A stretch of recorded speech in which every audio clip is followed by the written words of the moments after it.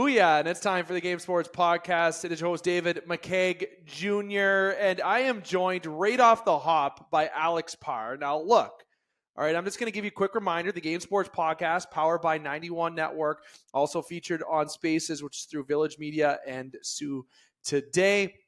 Make sure you check us out. That is the Game Sports Podcast on TikTok, Instagram, and Facebook, of course. But TikTok and all the platforms at the Game Sports Podcast. Give us a like, give us a follow, a subscribe, a comment, and we'll comment back to you. We'll go back and forth. We love it. Okay? But for the first time on the podcast edition of the show, because I know this has occurred when we were live on radio, I have never opened the show with WWE. Opened the show with a WWE specific open without anything else involved. I want everyone to know this, okay?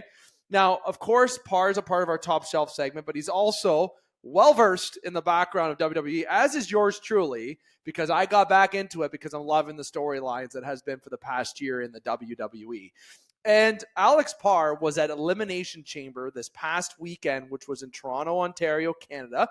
And yes, it was an event that I know Parr's going to chirp me about that I was supposed to go to and didn't plan accordingly or properly to make sure that I could go. And I even tried to surprise him to go myself, but then I was one of those ones where I didn't want to go alone or stand alone. Listen, I'm going to give you a piece of advice out there. Don't do something you'll regret. Just go ahead and do it, even if you stand alone at an event. Just do it. Take it from me. But we're not here to talk about Dave McCaig's mishaps, okay? That's another conversation in another segment, perhaps. Alex, you were at Elimination Chamber, and we're going to talk WWE because a lot has happened in the past 72 plus hours. Sorry, quick math, top of my head. More than that, actually. 96 plus hours. John Cena turns heel. Yesterday on Raw, we had a storyline change with a women's championship, just out of the blue change that I didn't think was going to happen. But you were live at Elimination Chamber, and yeah, everybody, it's not real wrestling. Okay, Sami Zayn didn't get put through a side of a ring, okay, because it's real and he's able to walk the next day. It is cinema. It is entertainment. It's much like you watching a TV show, but this entertainment is a top tier and the storylines are great. So you can chirp about wrestling being fake, but this is impressive athletes and actors doing a terrific job, and the storylines have really picked up in the past 365 days in the WWE, really bringing back the Attitude Era generation. Parr, you were there for Elimination Chamber. I don't know where to start. Like, I think we should end on the Raw piece because all the shit, there's my first swear, 3 minutes in, is from the Elimination Chamber. Okay? From the Elimination Chamber where all the over 100 million stream views on somebody turning heel, which Alex will explain to you, in 20 years for the first time. That is the most live reaction feedback almost in history of social media. And if you don't think I'm right, look it up because that was on many verified media sites. Parr, take it away. Elimination Chamber. Whoa. How was your experience? But where to go? You just go. I don't even know where to start. I've been to quite a few shows. I've been to a house show, which is like a non-televised event where they just kind of have fun. And like the one that I was at, it's kind of like a warm-up for Mania. So Triple H was on it just so we could get some reps, we run the ropes, do that kind of thing. I've been to Raws. I went to Elimination Chamber 2 years ago in Montreal. I've been to a couple of SummerSlams. And this show smashed all of them out of the park. You could have combined all the best matches from all those shows. And this one was way better.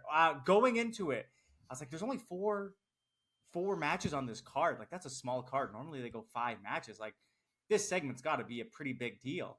And then I realized it was closing the show. And I went, oh my God, something big's got to happen here. Something big. And you and I were going back and forth about predictions. And we were close. Like, I called it in real time. My section gave me props for calling it in real time. Because as soon as John Cena didn't leave the ring, I was like, oh no. Like, why are you still here? Your part of this is done.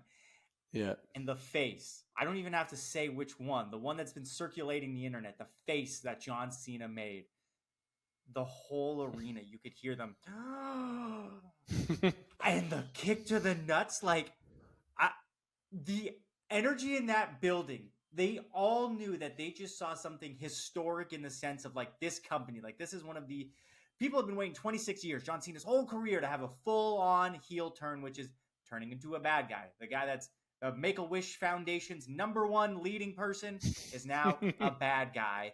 The atmosphere leaving that arena was like, and people had been wanting this forever, had been clamoring for this, begging for this.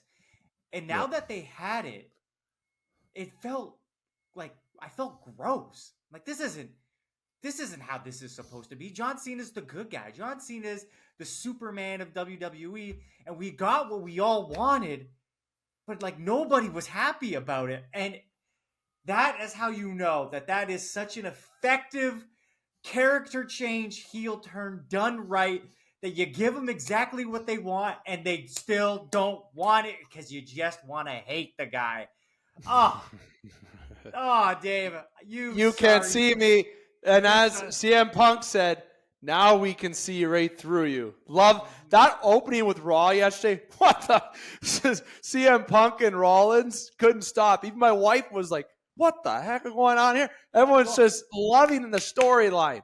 I was thinking myself, I'm like, if I'm CM Punk, I'm starting that Monday Night Raw going off on everybody. And he did. That's exactly what he did. He was just like, that guy's got so much beef with so many different people, and there's so many theories being thrown out everywhere. And my favorite thing to do is I don't really like theorizing too much. I just like to take in what they're giving me because I feel like that's kind of the best way to consume it. God, I just, oh man, I'm mentally exhausted after that in the absolute best way. So Cena, like when we were watching, going back to that, I know time is limited, to trying to be mindful because there's so much that we can react with. But with Cena, Parr and I were going back and forth on Messenger, and we even said on there, Punk or Cena's turning heel. So we thought that my first prediction was Punk because of him losing Elimination Chamber and maybe selling his soul because of that hint that he told Cody Rhodes that I would have sold my soul if I was younger and try to get to the top. And now that CM Punk couldn't get to the top, maybe that would have been a twist. I didn't expect Cena because they haven't done it in 20 years. It's like, nah, he's in his final tour. They're going to keep him the same, keep him the good guy. Magnificent writing, cinema. And as soon as he stayed in the ring, I sat on the couch and I looked at my wife and I was like, there's no way they're going to do it to Cena, will they? And then my wife said, it seems like it for him staying there. What's going on? But then as he reacted, I'm like, okay. But him staying there was weird. So my suspicion changed from Punk to Cena, but then as soon as I saw the hug and you see the face, because on live TV, they zoomed right in on the face. Yeah. You can and see I'm that like, live in the arena. No. And then even my wife was like, oh, wow, he's going to do it. And I said, what's he going to do? The attitude adjustment, what's happening here? But that smile back, shake his hand, I'm like, oh no. And then kick in the old gonads, and everyone in the building, I can hear it from not being there. And the whole world, and The Rock's like this with his thing, whatever that is that he's doing. I can't do it. It's cool. He doesn't do this. He does the whatever that is, like a different look. And people are looking into that because like he came back and he threw up a 3, and then after this he threw up a 2. And people are wondering, like, maybe there's another person in the group. But again, I don't like theorizing too much. That's big. Parr, you were there. You were able to react and able to see that real time in Elimination Chamber. That is fantastic. Yeah, the thing that made me pop the most was Cody Rhodes. Hey, Rock! Dave, can I get permission to say the no potty word? Yeah, you can. Go ahead. You're allowed. Fuck yourself. I lost my mind. I popped so hard. I was like, no way. They just dropped the hard F and they didn't censor it on Netflix. Beautiful. No, nothing was censored. Everything was delicious. And then you saw your favorite wrestler, Sami Zayn. You saw Sami Zayn wrestling Kevin Owens, the best match of the night. Holy shit. I heard holy shit. I heard this is awesome. That whole night, and the chair, the hockey stick reference, right? Stick was sick. Yeah, so sick. You're able to see that. When they came out of the ring, they were battling outside, and like we're going through the tables and stuff on the outside. That was right in front of our section, so we got a nice up close view of that. Awesome. Sami Zayn, Kevin Owens, those guys could fight forever, and I would pay every goddamn day to watch it over and over again. What a masterclass. Even at the very end where Kevin Owens tried to powerbomb Sami Zayn and kind of dropped them, like Sami started pretending like he was fighting back so it didn't look like shit just because they're pros. They're just And great. then Randy Orton. Oh, Love it. Randy You got Orton, RKO and everybody in the goddamn building. Oh my god. Yeah, just everyone getting RKO'd. Owens' emotion in the ring. Terrific actor. How he looks sad but mad. He's just so upset about Sammy. He's upset about losing Randy. He lost the title recently. He has all that going on for him. And at the end of the day, it's a matter of just that acting has just been pure cinema. It's been amazing writing. That was the best match of the night, in my opinion. I love both Elimination Chamber matches. Very entertaining overall, right? And not predictable. Liv Morgan didn't win. And I didn't think Cena was going to win. I didn't think they were going to go in that direction. I thought it was Punk's time. And that Punk storyline of selling out was kind of interested to me. But it didn't happen that way. They wrote it and theorized everything different, which segs me into my last point. Rhea Ripley lost her women's championship yesterday. Okay, and now I still think she's a headline event. Okay, she's going to find a way on that main event at WrestleMania. But you can't predict these occurrences from happening, right? Because they've changed the script a lot. And Punk coming out yesterday at the start, we didn't see Cena or The Rock, unless I missed something yesterday on Raw, because I don't think they were. Okay, good. They weren't there because I did have to miss some of the time watching the Leafs lose last night.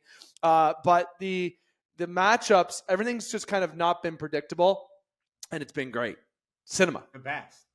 Cinema. And you know what was the best? Being in the building. That crowd was the best. My section was awesome. Everybody's like saying jokes and starting chants, and everybody's getting along with each other. Like everybody around me were theorizing, like, "Oh, what's gonna happen? What's gonna happen?" Like, yeah, it's the best. Genuinely, one of the best, if not the best, live, I'll use it loosely, sporting event that you can go to. You're not snoozing at a Leafs game where you can't even get a half-assed "Go Leafs Go" chant. You're getting a "Fuck you, Logan" chant. You're getting, oh, holy shit, this is awesome. Like, yeah, the crowd involvement in the way that it influences the match, it really makes you feel like you're like in the NFL's way, you're the 12th man or the 13th man or whatever. Like, that's what it feels like when you're in that crowd, because it is so important. It is. And Travis Scott, get out of there. I'm sorry. I don't need that. I don't need that. I don't need Travis Scott. I disagree. I don't like Travis Scott. Like he's got like a couple songs that I can get along with and everything, but like nobody was saying that about Dennis Rodman. Nobody's saying that about like so many different things that have happened in history. WWE is synonymous with celebrity involvement. Mr. T at the first WrestleMania, Muhammad Ali at the first WrestleMania. The good point. Run in the mid 2000s of celebrity guests where they had fucking Drew Carey in the Royal Rumble. Like it's a way. So true. It's a way for them to branch out and get different eyes on the product. And Travis Scott, he's cool. He's up there in charts. Playing villain card a lot. He's got that stare, that little weird sidekick. I'm not saying he's weird, but he's acting like that weird sidekick that's just kind of like following The Rock, right? Just kind of being that guy who's there, but what is he going to do? What's going to happen? Regardless of how you feel about Drake was at the show, and the only reason he's going to be there is because of Travis Scott. And then like Drake was like tweeting about it and putting it on his Instagram, talking about like he's sold now. It sounded like he was skeptical of the product going into it, went there, had an absolute blast. And if you want to keep seeing the product grow and get better, just like I say about the NHL, you need more eyes. And if that's the way to do it, then you got to keep doing it. And guess what? Travis Scott slapped the shit out of Cody Rhodes, ruptured his eardrum, and made him bleed. So, I mean, it just adds to the story. I'm in. I'm invested. I'm all set. And I really think this is the storyline that is fire. Kudos, WWE. Got the Attitude people back. The Attitude Era are back in. Invested. John Cena, the face around the world that changed, broke the internet because it's, even though, don't care it's fake, it's absolute cinema. It is great entertainment being done by the WWE. Paul Levesque, Triple H, good work on what you're doing. But maybe we'll have to go to WrestleMania, Parr. That's a lot more expensive than what I had to do. I just had to get on a train from Ottawa to Toronto. No big deal. And get to my seat on Saturday night. It was the best. Love it. Love it. Okay, so now what we're going to do, we're going to stop with the WWE chat, and we're going to take a little second here. Then when we come back, Brennan's roaring to go. He's ready to go. We're going to dive right into Top Shelf. Don't go anywhere. Welcome back to the Game Sports Podcast. Dave McCaig continuing to host you this evening. This is the second segment. We are going Top Shelf, Top Ched, whatever way you want to look at it. This is called Top Shelf, though, just so everyone knows. I am joined by Brendan McCarthy and Alex Parr. We've already talked to Alex. Okay, we talked WWE to open the show. That is absolutely amazing. Giving the people what they want. Sorry, if you know, you know. And yeah, sorry, blame off the hop blame. But now let's check in with Brendan McCarthy. Brendan, my friend, it's been a couple weeks. We've had some schedule changes around, but Top Shelf, we're back to our consistent schedule. How's it going, my friend? Good, boys. Happy to be in the month of March, finally. Birthday month, turning the big 3-0. So springtime is near. So that's exciting. And I was chirping Parr off air that he looks like Hugh Hefner. I don't know. I guess some people can see us live, but he's got a look going on here. WWE segment. Hold on. Can you see it says Ric Flair on it? I can see your tushy. I can see your butt. That is a look. Come on. Oh, for people listening, it's like a red robe and Ric Flair on the back. It's a lot. It's a lot. It's very sexy, though. I'm not saying he's sexy. I'm saying it's sexy. I'm saying not sure if it's sexy. It's something. Love it. Well, listen, fellas, hockey. Okay, we're going to be talking local and OHL and Greyhound stuff in the third and final segment with Trudeau when we talk Chuck a Puck. So we're going to be focusing on the NHL. And it's a big week in the National Hockey League. Okay, there's trade deadline is on Friday. The day of recording, it's March the 4th. As I accidentally hit the mic, my apologies. The trades have already been trickling in. We already had Miller get traded before. Lindgren went from the Rangers to the Avalanche, right? You had the Oilers make a move today for Trent Frederick and Max Jones. Go to the Edmonton Oilers with the New Jersey Devils being involved in retention. The Bruins doing some retention and pick, second and fourth round pick, going the other way there. Shane LaChance was the prospect going to New Jersey from Edmonton because of the retention. If you kept up with that, good for you. But there's already been movement, and there's been a lot of rumors in the National Hockey League. So we're going to get to that in a few moments, but I want to go to first reaction after the Four Nations. Look, you guys weren't part of the show on our recent edition before we took last week off, where I went off in absolute excitement about Canada winning the Four Nations. And obviously time given, we won't dive into that, but it obviously was a win for hockey, but also the country of Canada. I really stressed on that. It was massive for us. But then the NHL came back, and I realized that, okay, now I got to stress out about watching my team now, and I didn't have to stress out about Canada. I had to cheer against Matthews and cheer for Marchand. Like, what a different era. What planet was I on for a couple days, right? But now we're seeing, it's been some trades, things have happened, and we're starting to see that separation, right, between the top 2-3 teams and divisions and teams that are hot. I just want to go around the horn about what your thoughts post Four Nations and kind of what's really stood out to you these last week and a half since we returned from Four Nations and as we near the trade deadline. Brandon, I'll go to you first. Well, four big things for me, boys, stand out. Jordan Binnington, a big FU to the doubters. What an absolute stud, especially in the overtime against the States in the final. McDavid gets his golden moment, similar to Crosby's 15 years ago, albeit at the Olympics. Still an unbelievable memory for him. Yeah. Sidney Crosby further cements his legacy as one of the great players to don the Canadian jersey. He's on the Mount Rushmore for sure, as head coach John Cooper alluded to. And 100%. For those Leaf fans out there, Matthews and Marner, they both, I would say, showed up.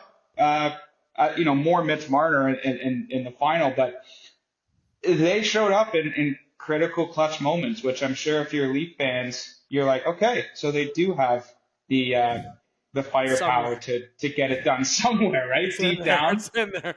And, I think for Matthews, like he was unbelievable in the final. He just couldn't, he had three unbelievable chances. But Marner, I mean, I know somebody out there, somebody with a terrible email address is in their mom's basement, still finding a way to pick up how Mitch Marner is a bad player. You cannot knock him. That was an unbelievable tournament for Marner. So, and it's one of those instances where, in sports media, we're inundated with social media. Stuff's going to die after a bit. this tournament, I'm still fired up, man. Like, I'll be fired up right until 2026 Olympics. So go Canada, just to exhale for the country, no? Huge exhale. Like, a needed win. That was a needed win in this country.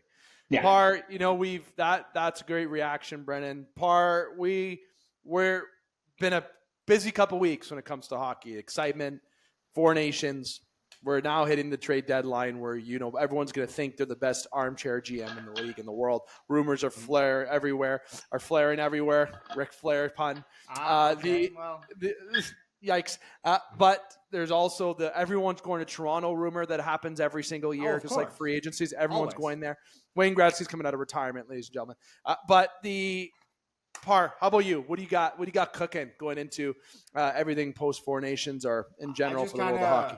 I kind of also want to give Marner his props. I am quick to say he is not built for the big moments. And holy hell, it was like he's looked fantastic. It's so easy for a reporter to be like, oh, do you think this is going to help your confidence going forward? Guy's been fucking nails since the Four Nations. The guy's been dancing, shooting. Nails. Oh my God, he had a 2-goal game against Boston. You can do it. You can do it. And I thought it was just such a trope just to be like, oh, are you going to get confidence from this? It's a hockey player, a pro hockey player. What does he need? Okay, well, I guess he needed this because now he knows he can do it in Boston in big games too. So I think that I need to come out and say, Mitch Marner, I apologize for jumping on you. It's very easy to do at times. And I also said that I wasn't pumped for the Four Nations face-off. And I still don't think I would be if the political climate wasn't so escalated right now. But that added such a layer of just like, I want this now. Like, that added such a layer of like, this country needs this. And 3 fights in 9 seconds. Are you kidding me? I thought they weren't allowed to fight internationally, but I guess it's an NHL event, right? So you can. So it caught me right off guard. Literally before the game, I was like, oh yeah, they're not allowed to fight. No, I was wrong. Four Nations. It was great. Yeah. Four Nations was sick. Don't do it again. Do more teams than that next time. And the Olympics. Ooh, I'm not as confident as I once was, but it's nice to be on top for now. Oh, it's a nice feeling. It's a win for Canada that was required, especially when everyone had doubts about Canada. And from a political standpoint, not for sale. There, I said it. I said it once from a political perspective. Never again will I say a political thing on this podcast. You get it once. I'll say from what I'm thinking from a post Four Nations is that I can't get down from the high. I think it's great. It's one of those moments that just exhaling all around. And seeing what Bennington did, saying a good old, I am good enough. And if you look back to the clips, who predicted Canada to win out of us three? Just saying. I was thinking about that. We were actually chirping you. I called the States because of goaltending, and Hellebuck was like a beer leaguer out there. Like, he really was, man. But the forward group showed up. The forward group showed up for Canada. That want, that need, and to win it in the States. Oh my goodness! Big time. And boys, if I could tie it in back to the NHL, because the Leafs are coming off a shootout loss to the Sharks. Please, for the love of God, eliminate the shootout and give us the 3-on-3 for 10 minutes. Like, how many years have we been talking about it? Every year on this podcast, there's a clip every year that I have on this podcast. Sorry, Parr. This specific stretch right now is the only time I wouldn't advocate for that. They don't need to play anymore. They're playing so much goddamn hockey right now. If they have 5 minutes to breathe and sit on the bench, I'm happy with that. But yes, overall, I would much rather 3-on-3 for 5 more minutes because there's no chance in hell the game's going to a shootout. But here's what I want. Here's what I want. Here's what I want. I want to make this actually a segment that we go into a little bit more just for thoughts so I can make this a clip. So next week, we're diving into that more for the 4th consecutive year on this podcast, but I can actually do a clip about it and post it in real time. But if you look back, there's a very funny picture of Alex and I while we were on TV. Shoot, I said that wrong, but if you know, you know by saying on TV. But there's a picture of me like doing something funny with Alex, and Alex doing a funny face about overtime 3-on-3 being extended. But we'll table that for next week. I could not agree more. My goodness. NHL Trade Deadline is this Friday on this date of recording. And there has been trades. Seth Jones has went to the Panthers. Spencer Knight the other way. Great debut he had in Chicago. I think it's a great opportunity for him as well. Obviously, the Oilers made a move already. But we got the trade deadline just around the corner. And is it going to be a deadline where we see teams that maybe aren't as active before be active? Like Kevin Cheveldayoff has been a guy who doesn't act much at trade deadlines or in general. He's been very keen on keeping the team the way it is. And the Jets are an absolute juggernaut of a team. And I think you need to build on that. The Toronto Maple Leafs, tough division battle with the Florida Panthers right now, and Tampa Bay are creeping up, right? Creeping up. It looks like whoever finishes second is going to be playing one another. Those are the three teams that are going to be battling for one, and the other two left out are going to be playing each other in the first round is what it appears right now, unless of anything drastic that occurs from a losses perspective. So lots of things could happen. The Washington Capitals looking like they're running away with their division. It seems like and Ovechkin seems like he's going to be hitting his past record of Gretzky as predicted this year, as we've openly said on this show. It looks like that's happening. So a lot going on, but we're going to stick to the deadline. Obviously, looking at the board, and I know Brent has a lot of inside access to the TSN trade board a little bit from an inside perspective on maybe a touch. Maybe a touch. I would like to go around to both of you, and then we'll go to myself before we wrap up the segment about the overall trade bait and what we're expecting going into this week. What's crossing your mind about the trade deadline? Brent, I'm going to go to you first. What players, what moves, what's standing out to you? What are you thinking? Oh boy. Well, Trent Frederick to the Oilers is massive. I thought initially the Leafs would take a swing at him. Seth Jones to the Panthers is basically like your move trade living. Because if you're the Leafs and all I hear is just like, no, you got to be careful. You don't want to offload like a first round pick. You don't want to, deal your up and coming prize prospect. If you are a team that is in a dogfight right now, like the Leafs with Tampa, Florida, it doesn't matter. Like you have to go out and not just settle for like the Scott Laughtons. Go out and get a Braden Shen and say, we're here to ball too. Because, Tavares, Marner, this could be it, right? This could be it for the current structure of the Maple Leafs. Go out and get a big dog. Don't settle for some depth guy. I actually was talking about this yesterday. I commend Dubas for going out and getting a Ryan O'Reilly back in 2023. Granted, he didn't stay. He didn't want to stay. Couldn't face the pressure. But he said, F it. I got to do it. I know he's clutch. Ryan O'Reilly played with Braden Shen. I think Trey Living is a guy who would want to get Braden Shen. He's got familiarity with Berube winning the Cup in 2019. And at that point, too, maybe they go get his brother and bring him back into the fold, a team that drafted him. So enough of this. Like Florida is doing all the right things. They quietly put Matthew Tkachuk on LTIR, say, just hush, stay over there. We'll bring you back to the playoffs. And they go out and get a big dog on the back end who wanted out of Chicago, and they got him. It's your move, Trey Living, because you're competing against Florida in probably the conference final. Yeah, I agree. I think that's where you're hitting the conference final. If you're in that same division and it crosses over, you might even see them in the second round, which is more wild to look at. Right, sure. Whatever way it goes. Either you're way, meeting them at some point. You got to beat the best. Yeah. You're getting either you want to way. beat the best, you got to beat the best. Yeah. 100%. Parr, how about you? What are you thinking for the trade deadline? Where do you catch your eye? What teams? What players? What moves? I think if we're sticking to the Leafs, that's definitely where our wheelhouse of knowledge resides. I would trade Cowan a million times over before I would trade Fraser Minten. Yep, and I don't know 100%. If I'm crazy to say that. Nope. No, too many small guys on the Leafs as this far. I agree. And I think Fraser Minten has shown when he's been up with the big boys, like he looks fine. He doesn't look out of place. Top 9 guy. Top 9 guy. Yep. Sure. And that's a known quantity. We now know what Fraser Minten is. Well, maybe right now, maybe we don't know what he is a few years down the line.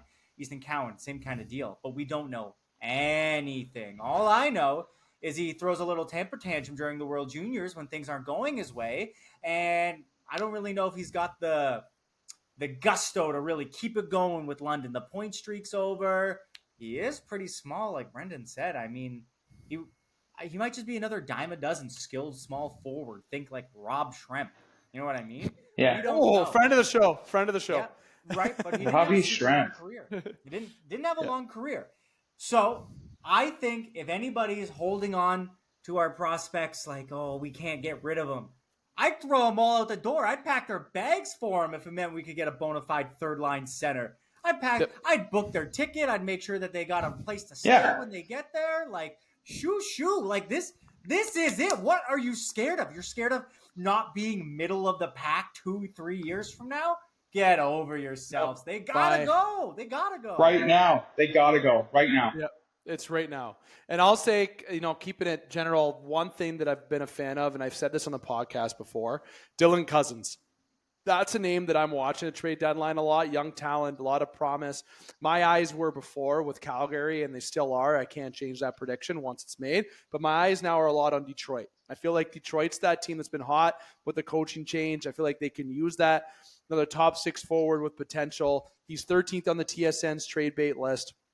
My mind is on Dylan Cousins going 13th when he's 13th on the board, but I think he's going to be one of the guys that are moved.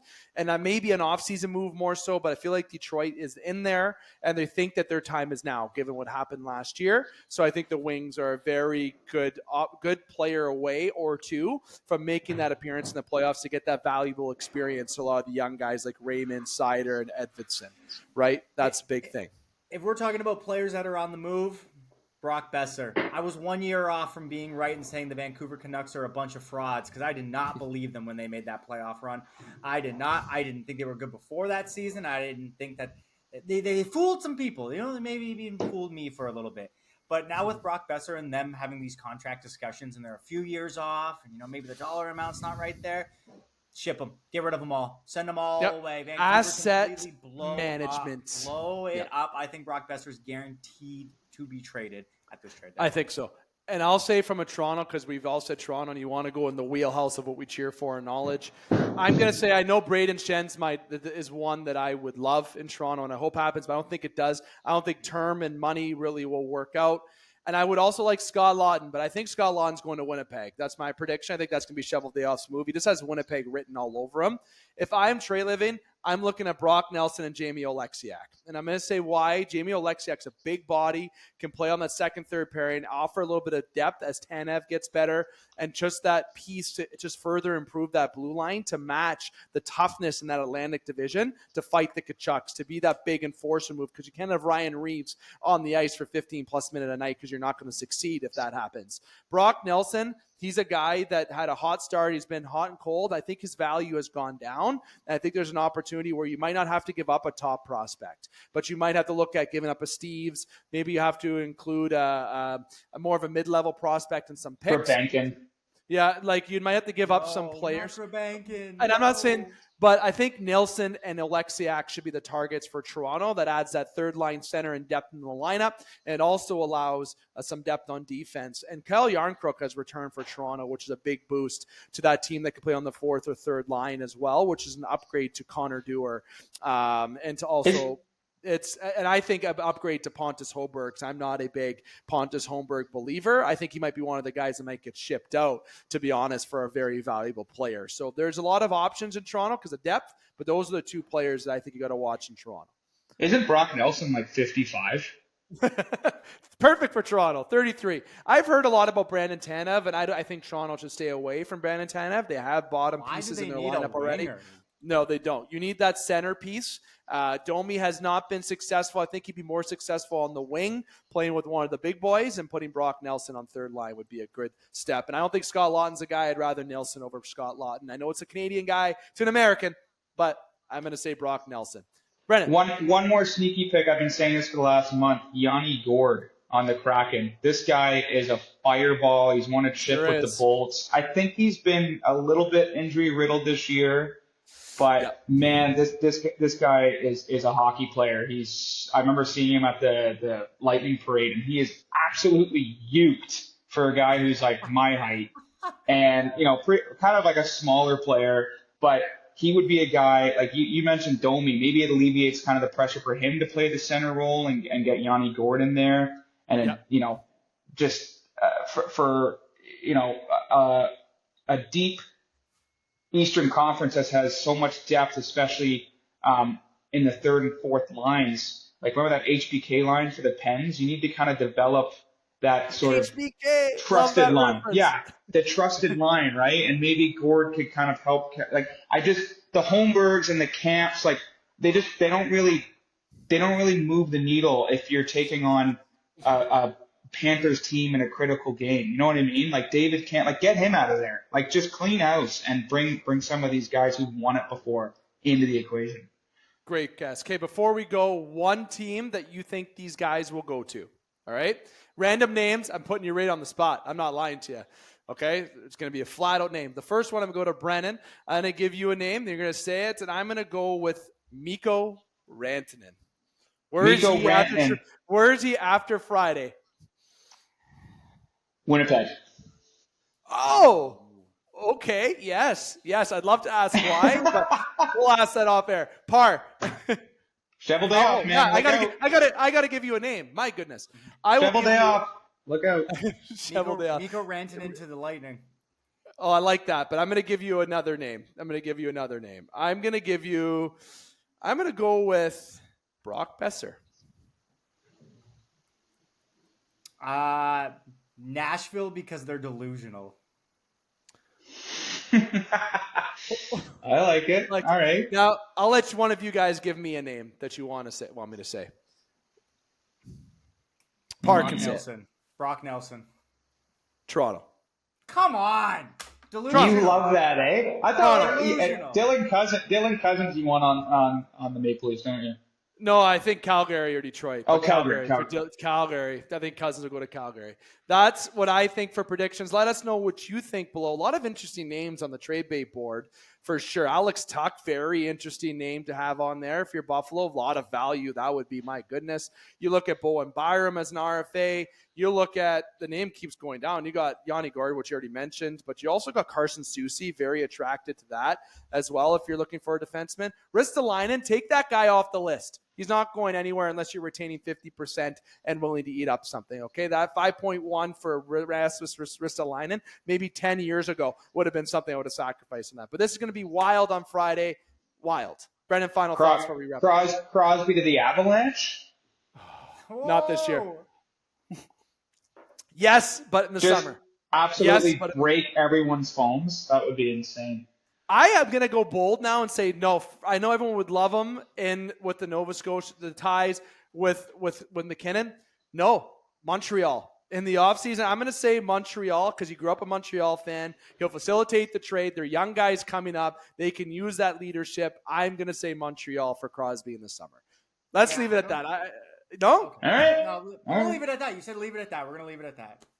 Fellas, I like it. We're gonna try to see if we can do some interactions over the weekend with trade deadline stuff for you to interact on. But we'll be back next week. We'll come back with more of our quizzes and questions, but we'll react to the trade deadline, giving our grades out to teams and just updates. Brandon, I want to say thank you for taking the time, my friend.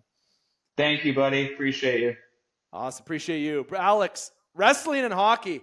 Oh my. Yeah. Mm-hmm. Love it. Terrific. Do you wear that Hugh Hefner robe on dates too? Yeah, honestly, first dates only though. First dates only, and then it's all down. Gotta set the mood. The mood. And then I get the captain's hat, and I got a big stogie too. Yeah, that's great. Wow, that's great. That just makes me smile. Yeah. I'm now thinking of Parr doing that. All right, this has been Top Shelf. You've been listening to the Game Sports Podcast. We've got one more segment for you tonight, very hockey heavy, with a little bit of wrestling in there. Wrestling and a hockey segment, all in one. Like wild stuff. We're going to be right back with Jordan Trudeau as we get to our Chuck-a-Puck segment, talking anything local to Soo Greyhounds, but also the Ontario Hockey League. Don't go anywhere. Welcome back to Game Sports Podcast. David McCaig continuing to host you this evening. We're in the third segment of tonight's show, and what a wild show. Different kind of agenda layout, which is great. We had this is only our second show in the last near 4 weeks because of schedule conflicts and everything that's going on. And we started the show with wrestling. Then we jumped into Top Shelf. Like it's great. This is awesome. It gets us foot loose is what I just said. That's how awesome this episode's been. I'm speechless. But we're in the last segment and we're getting to the Chuck-a-Puck. And I'm not chucking the puck on the floor right now, but you can see it right there. Okay, there's the official game puck to the Sault Ste. Marie Greyhounds. But here on Chuck Puck, where we definitely devote our attention towards the local team of where the podcast, the Game Sports Podcast, is located in Sault Ste. Marie for the Soo Greyhounds. We also talk overall Ontario Hockey League chat. But of course, today we're going to be invading fully with the Sault Ste. Marie Greyhounds. And I am joined by the one, the only, and I say that for everybody because that's what we all are here on the show, Jordan Trudeau. Trudes, you're back. Last time we saw you, you made a surprise appearance on Strike Zone, and it was an absolute fire segment of pure venting. I think I might have been a little bit louder and you contained yourself, and I only had one swear on there instead of 20. But overall, good. It's good to see you, my friend. How are you? Good to be back. I forgot about that segment, actually. I forgot I stuck on there for a little bit. So yeah, it's awesome.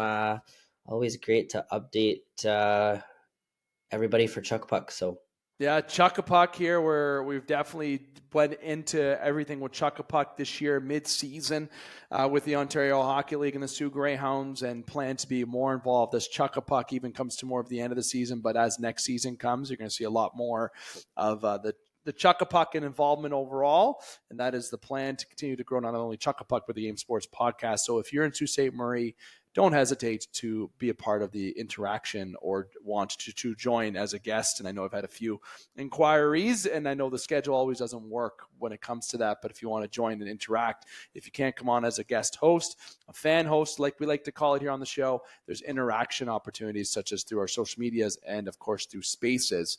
That's through Soo Today and Village Media, where you can find the Game Sports Podcast. Now, Trudes, we're going to stick it to the Soo Greyhounds this week just because of time overall. And I want to go first, starting off with a bang. Brady Martin. Let's start there. I want to go there. I want to go to Brady Martin first because the kid's a stud. We have a couple Bradys on the team. There's Brady's. It's definitely an entertaining year when it comes to jokes with that. But speaking of the Brady Martin, whose draft stock was maybe at the beginning of the year a late first rounder, maybe a second rounder to some. Might have been like around that range. Then his draft stock goes like this, and it keeps going up and keeps going up. And if you're on video, you get to see my hand go up in the air straight for absolutely no reason. But just to prove a point that he is jumping in to be top 10 consideration in the National Hockey League draft this year. And if people think that's crazy, comment below. But I don't think I sound crazy. No, Brady Martin. So definitely, he's the real deal, and he's been proving it in his sophomore season. He's climbed up in point totals, and he's second on the team now to Marco Mignosa. I did a little predictor the other day, a little point per game stat. So he's projected to finish with 75 points as of today. And yeah, so starting the season, he was kind of like a late first round pick for the NHL draft. Now, just looking, it looks like Bob McKenzie has him at 13, and Sam Cosentino of Sportsnet has him at 12. So he's climbed he's climbing the rankings, and he's Greyhounds fans see it every night. So he's got 30 goals, or he's 29 goals, so one away from 30, 61 points. He was just named the OHL Cogeco Player of the Week. He had 10 points in the last 3 games, including a 5-point night against the North Bay Battalion, which helped the Hounds win 6-3. So he's been a huge part of the Greyhounds' success in the last 5 or 6 games, and you can tell his confidence is just through the roof coming out, and the more confident he is, the better he's playing, and the better the players around him are playing. That line of Mignosa, him, and Travis Hayes, they're dangerous every time they step on the ice. So, and that whole trio returns next year. So what a great thing to have. And you were mentioning off air before I kind of go back to draft. You mentioned that if he does continue to climb, you mentioned a pretty good point about how that could be both a good thing and a bad thing for the Greyhounds, but more so may change their plans going into next year. So I kind of want you to touch on that to see, I'm curious to know, I'm putting you on the spot. I'm curious to know does that expedite the rebuild a little bit, or does that mean that if they're not at a place to compete, does that mean that they had to look at moving Brady Martin even at a young age because of what the place that they might be in? Well, that's the risk here. That's the debate, right? You touched on it exactly. So he's climbed so much. He's garnered so much attention. He very well could, there could very well be a team that will take him in the top 10. That's not out of the question now. So with that being said, when he's 19, is he going to make it NHL? Is it more likely now he's going to make an NHL roster? So he's your central player that you're kind of building this 17-year-old 07 group around. And if he's not projected to be here in 2025, 26, how do you justify going all in for a contending year that year? Do you have to adjust? Do you have to maybe go for it a year early next year where you absolutely know you'll have him? Hopefully, you'll absolutely know you'll have him for that year. So, yeah, that's making Kyle Raftis' job a lot harder, but also it's amazing to he's everybody I talk to. I've never met him personally, but everybody I talked to that's met him said he's an awesome kid. He comes from a great family, and he is he's active in the community, loves the Sioux. Yep. And he's just he's a fantastic human being, and he's getting well-deserved acknowledgement, and he's working hard and it's paying off. So that's congratulations, making Sioux fans a little worried, sad, but congrats to him, kudos to him, and he's going to impress all throughout March too. Yes, and one thing that I'll make interesting to always put out there, given how the draft lottery goes, the Pittsburgh Penguins it's an interesting take, and I like always mentioning this because the Pittsburgh Penguins right now, they have the trade deadlines around the corner. Okay, and obviously there's going to be trades in the National Hockey League if Raquel gets traded. If I don't think they're trading Crosby this year, so let's put that away. If it might happen, but not saying it won't, but not happening this year. But there's some bodies that could get moved that could move from Pittsburgh that might garner more first-round picks. But to say right now, Pittsburgh's first-round pick. So I'm going to read a note that I have to make sure I say it correctly. Pittsburgh Penguins received the New York Rangers 2025 first-round pick via Vancouver. That's top 13 protected in 2025. Okay, it's unprotected in 2026. Fun fact. Danton Heinen, Vincent Desharnais, and Melvin Frunstrom for Marcus Pettersson and Drew O'Connor. And that's where the Canucks received the 2025 from the Rangers, top 13 protected, unprotected in 2026. So that trade factors what's going to happen where Pittsburgh gets a pick. But I think they're going to get another first-round pick. Why am I talking about Pittsburgh? Very easily. If they get a pick that is in that realm of 14 and 15, there's a very high likelihood that Brady Martin might fall. And that is why it's not fall, but might get to that point, might still be available. But I think by the end of the year, Brady Martin's stock is going to be in a top 10 prediction. But there's a very deep draft this year that features Schaefer, Misa, Hagens. I'm a big fan of James Hagens. I think he's very good. I think he's going to be a cornerstone of a team. Porter Martone, very interesting pick. Martone, McQueen. You got Eklund overseas. You got Frondell overseas. The list goes on. So that kind of really spaces out the top 5 near the top 10. So Brady Martin's going to have to, I think, outplay Radim Maturka or Jake O'Brien. Okay, maybe go above them to start hitting the top 10. But if he does fall where he is, there's a high likelihood that Pittsburgh's going to have a chance to take him. And I think Kyle Dubas, having the sources that he does, as unexpert as this sounds, inexpert, whatever word I'm looking for, making up words as I'm going here, that Brady Martin might end up a Pittsburgh Penguin. Okay, and I there's also ties with maybe Ottawa, is that it could be an option. It'd be cool if he ended up in Canada and played in Ottawa and stayed within Ontario. That'd be very cool.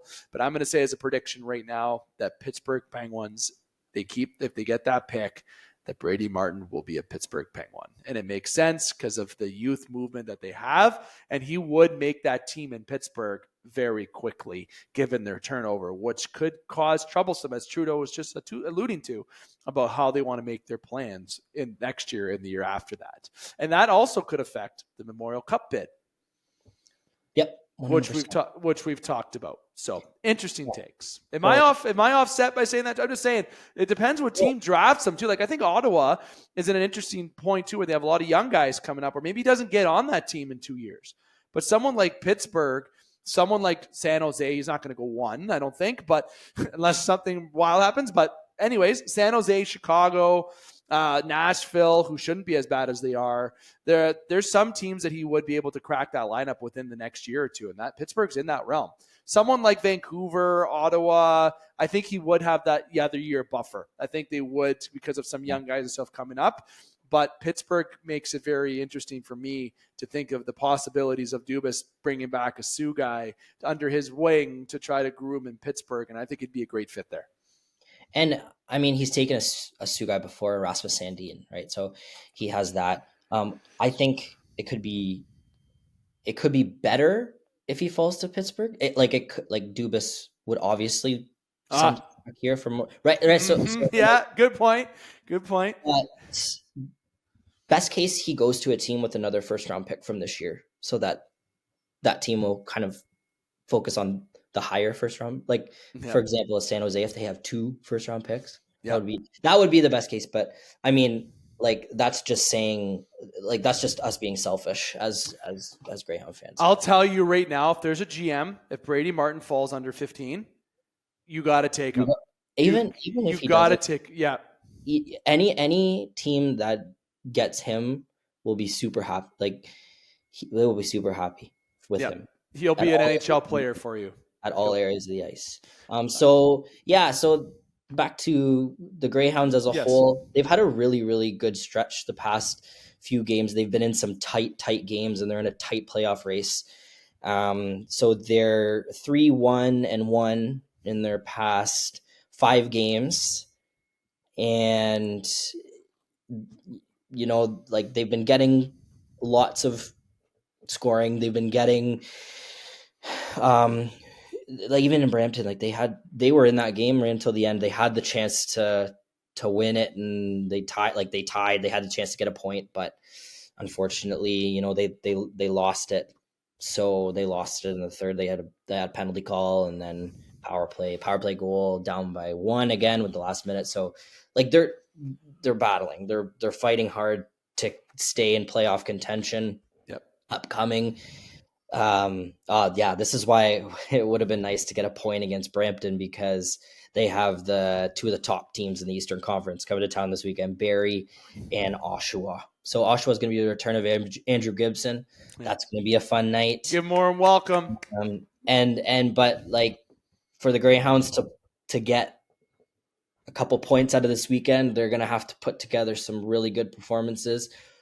Hopefully Nolan Lalonde is back. Sounded like from Peter Ricci's article that he's close. So hopefully he's back for at least one of the games. Not to say Miller hasn't held his own. You know, he's definitely improved his play, I think. So, I mean, there's 8 games left, 4 on home ice. They could very well be the last 4 of the season, depending on where they stand. So come out, support, and you know, good luck to them. They're playing hard though. They're fighting hard. I think what we're seeing, I've always said this last couple times we've had this segment, is that the playoff experience would be so critical to the development of a lot of these young guys, including Brady Martin. But loving what I'm seeing from Chase Reed. I think it's great. And little kudos to the OHL Hound Power TikTok page and their Facebook. Their interaction with the players and how they bring that in the community is great to see the different sides of these young guys, these young kids. These are young guys. Okay. They're young. Okay. These are guys that are born in 2007. Okay. They're not even hitting 20 yet. Okay. They're in their late teens. And a lot of them, you know, some of them have moved from Chesterfield, some from Guelph, some from Strattville, Stittsville, from Mississauga, London. They're from all over. Okay. And it's a team that we've been able to see grow together. And I think this playoff run, if they can get in there, would be just pivotal to their development, but also to bond these players together. So this is a time to get out to enjoy, like Trude's just said, 4 games of the next 8 at home. And let's get out and support. And let's give Andrew Gibson the warm welcome that he deserves, okay? Because he loved playing in Sault Ste. Marie. I know from just what I've heard, but also people that are ties with the organization, how much he loved it. It wasn't easy for him to leave, despite looking forward to a good championship run. You play junior days. Those are valuable times in your young career. And every person we've had on this podcast, from guys like Rob Schremp and even guys from Theo Fleury on that have talked about their early days, you never forget those times and moments in junior. And obviously, I don't mean to bring up Fleury in the way that I have, because obviously Fleury had a rough go when it comes to junior hockey. But I bring it up in the fact that did affect him as a player growing up in a development side from a very negative perspective. But guys who may have had different experiences, such as the Schremps in the world and so on, about what led to specific different careers. These are pivotal moments for kids in general. Okay, and I think it's good for playoff experience, but it's good to give the experiences to the kid about being that passionate fan base, because as a hardworking steel town, it's good to, when the GFL and the Gardens are packed, there's nothing more passionate in the Ontario Hockey League, and call me biased, but then Sault Ste. Marie fans. Let me tell you, loud, proud, show that roar for the Hounds, for that bark. That's what I should be saying. Show that bark and support the Hounds. So it's going to be, everyone's had different experiences in juniors, what I mean to say, and everything could go in a different direction. But Andrew Gibson had a good one here in the Soo, and let's give him a warm welcome. And it'd be good to see Brady Martin get out there and continue this hot streak and increase that draft stock, because despite what it may look like, it's good to see. Trude's right. So yes. And one more thing before we go, just want to give full props to the organization. They are actually putting on there's a charity game tomorrow night. So we're recording. Thank you. Yeah. There's a charity game tomorrow, 5:15. And it's so what they've been doing for the past couple months. They've been working with Challenger. So Challenger Games, and it's called Greyhounds Guardians that they've right. So they've been working with athletes, that athlete representatives for the Special Olympics. So with intellectual disabilities, physical disabilities, and they're going to put on a full on game, like with music, DJ, officials. So that it's just a donation, $2 tomorrow night. So I don't know if you'll be able to catch because if we release on Thursday, but anyway, full props to the organization on giving back to the community. They've been fantastic. They've been awesome the past few years in their community involvement. So yep. Another great thing about these young men, again, so young, moving away from home, and then being able to devote, being so busy, being able to devote some of their time, and the coaching staff as well, devote some of the time to give back to the community. It's just awesome. Speaks wonders. My bid is to give the Greyhounds recognition locally for what they are starting to do in the community more so. And that's a big name for us in our community to be a part of, because a lot of kids look up to these young players. I remember being younger, looking up to Jeff Carter, and now a friend of mine, Tyler Kennedy, being younger and him being a bit older, when he showed up at my surprise birthday party when I was I think 10 and 11, I remember being the happiest kid on earth, right? It's these Greyhounds play a big part in the community. There's been a lot of big names in this organization from years past to now, and guys like Brady Martin, these young guys that are are the face of this team. To have them in the community and do these fundraisers are great, but everyone behind the scenes needs the kudos. And we've talked about that a couple times on this podcast, about travel and everyone who's in the background, the radio from Jerry Liscombe throughout the entire organization. Pat on the back. It's great to see, Trudes. I appreciate you doing that shout out, because I completely forgot about that, to be honest. So it's great that you're on top of that, because I wasn't today. So definitely get out and also follow not just our page, but the OHL Sault Ste. Marie Greyhound TikTok page. Trudes, my friend, as we hit the conclusion here, do you have any final thoughts before we wrap up? Nope. No. Go Hounds, go. That's a good thought. That's a great way to end it. Always. Get out and support. This has been Chuck a Puck here, the third segment of tonight's episode. Trudes, thanks as always, my friend. Thank you very much, Dave. Yes, and I won't try it, but come on, Hounds. But I'm saying it in the way of the legend, okay? If you know, you know. I also want to say thank you to Brandon McCarthy and Alex Parr. Alex for taking part of 2 segments today. One, just an opening segment, talking WWE, but also our top shelf segment. We got into everything NHL with the trade deadline around the corner. And again, to Jordan Trudeau for being part of our Chuck a Puck segment. Make sure you like, follow, and subscribe on all the platforms. That's Facebook, that's Instagram, that's TikTok. We're on YouTube through the 91 Network. That's where we're powered. We're featured on Spaces. That's Today and Village Media.